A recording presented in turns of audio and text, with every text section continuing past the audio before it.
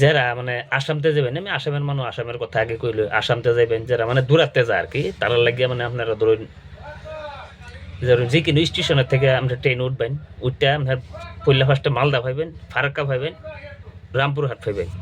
কিন্তু মালদা ফারাক্কা অল্প দূরা হয়, কিন্তু রাস্তাঘাট খুবই বালা।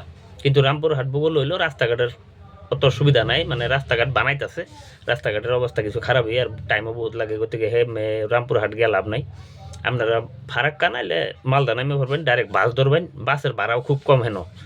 মালদাতে গেলে 100 টাকা লিব, আর ফারাক্কাতে গেলে 80 টাকা লিব, এক বাসে একটা জায়গাত না নামাই দিব, বহরমপুর নামাই দিব। তো বহরমপুর থেকে আপনার আরেকটা বাস ধরবেন, এনে 10-20 টাকা না কত জানি লইছেন ভাড়া, বাবরি বললে কইবেন, বাবরির মসজিদের সামনে নামাই দিব, বাস গেলেন। তারপরে যারা দূরে ফিরতে যাইবেন আর কি, এরার প্রত্যেকে আধার কার্ড লয়ে যাবেন। আধার কার্ড লয়ে গেলে আপনার ধরুন হেন মসজিদ কমিটি আপনার দূরাফিলের যত মানুষ আছে তারার লাগে আপনার খাওয়া দাওয়া থাকার ব্যবস্থা সব করে রাখছে। আর কিন্তু আধার কার্ডটা একদম জরুরি, আধার কার্ড না হইলে আপনারা কিন্তু এনে জায়গা হইতেন না, এটা সত্যি কথা। আর যদি কেউ যদি ভাবুন যে আমি এনে থাকতাম না, আমরা বেলেগ জায়গায় থাকাম বা হোটেলের লজও থাকবাম, তে বেলডাঙ্গা যে মার্কেটটা আছে বা টাউনটা আছে, নাইবেন আহের একটা যে কোনো হোটেলও আপনার থাকতেন পারবেন।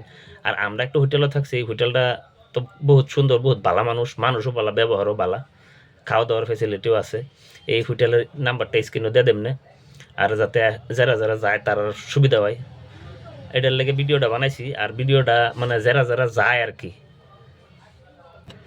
আর ভিডিওটা প্রত্যেকে শেয়ার করবেন।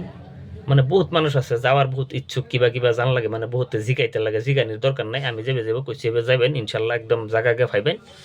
আর ভিডিওটা ভাই প্রত্যেকে শেয়ার করে দিন, যেন যেহেতু বহুত মানুষ আছে যাওয়া মানুষ, কিন্তু কিবা কিবা কইদা কইদা যাইতে লাগে জানে না, গতিকে দয়া করে ভিডিওটা শেয়ার করবেন, ঠিক আছে?